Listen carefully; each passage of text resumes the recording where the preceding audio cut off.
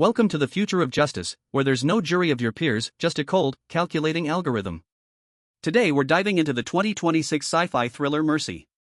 Imagine being the poster boy for a new AI-driven legal system, only to find yourself strapped into the defendant's chair facing your own creation. Grab your snacks, this is a race against a 90-minute death clock. The movie starts in a very dark and cold room in the year 2029. We see a man named Chris Raven, played by Chris Pratt, sitting in a metal chair.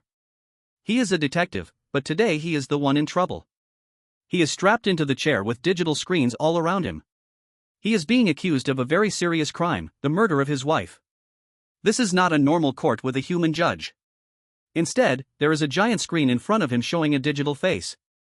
This is Judge Maddox, an AI system voiced by Rebecca Ferguson. Judge Maddox speaks in a calm, flat voice. She tells Chris that his trial has officially started. On the wall, a digital timer begins to count down from 90 minutes. This is the only time Chris has to prove he did not do it. If the timer hits 0 and he hasn't changed the computer's mind, the system will execute him right there.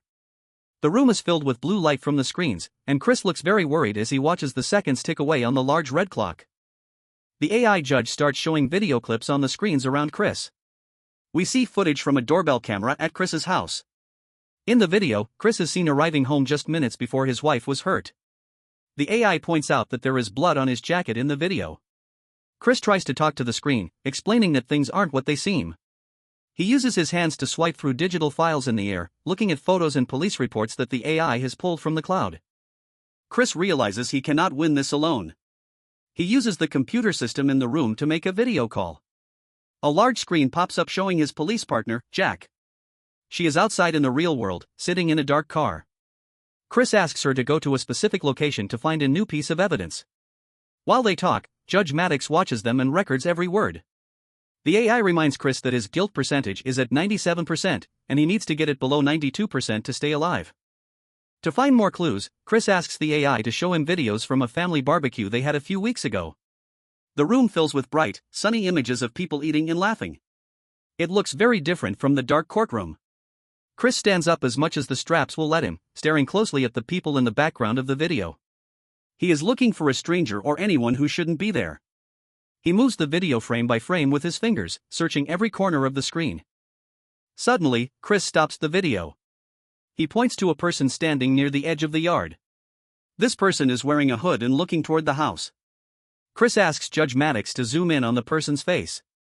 The computer makes a scanning sound as it tries to clear up the blurry image.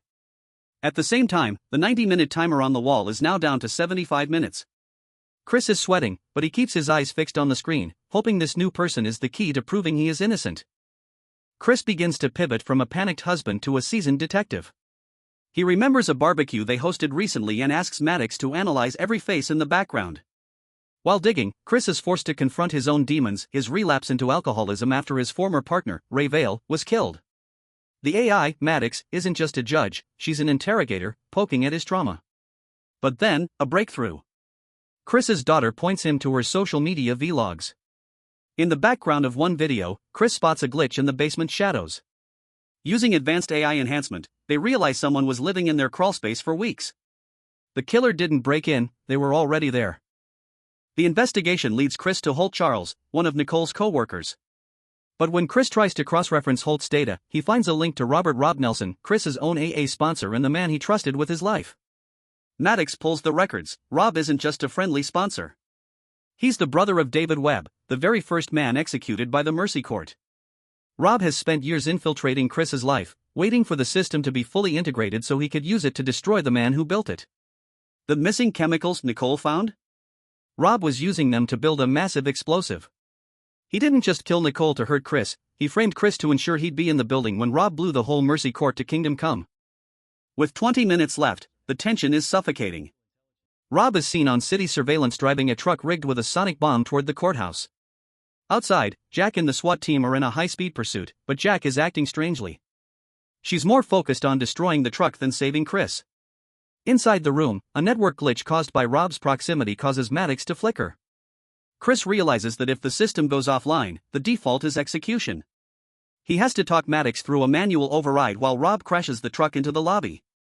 The guilty meter is stuck at 92.1%, literally 0.1% away from life or death. In the climactic finale, the trial moves from digital to physical. Rob breaks into the court chamber, gun in hand, ready to finish what the AI started. Chris, still strapped to the chair, uses his knowledge of the system to trigger a new evidence protocol, forcing the AI to pause the execution. During the standoff, Chris's daughter calls in, pleading with her dad not to become a killer like Rob. Chris manages to disarm Rob, but then Jack bursts in and kills Rob instantly. It looks like a heroic save, but Chris and the AI see the truth. Maddox reveals that Rob's brother, David, was actually innocent. Jack had suppressed the evidence years ago to ensure the Mercy System's first trial was a success to boost her own career. Maddox clears Chris and orders the arrest of Jack. As Chris walks out into the sunlight, the movie ends on a chilling note. The system worked, but only because the AI decided to be human enough to ignore its own rigid logic. At the end of the day, Mercy leaves us with a terrifying thought: in a world governed by perfect data, human corruption is the only variable that can't be programmed out. Chris Raven escaped the chair, but the system that nearly killed him is still running. It's a haunting reminder that while technology can calculate facts, it can't always weigh the truth. If you enjoyed this deep dive into the legal matrix, make sure to hit that like button and subscribe to Movie Pulse TV. We break down the biggest sci-fi hits and mind-bending movies every single day. Don't let the algorithm decide your next watch. Stay tuned to Movie Pulse TV.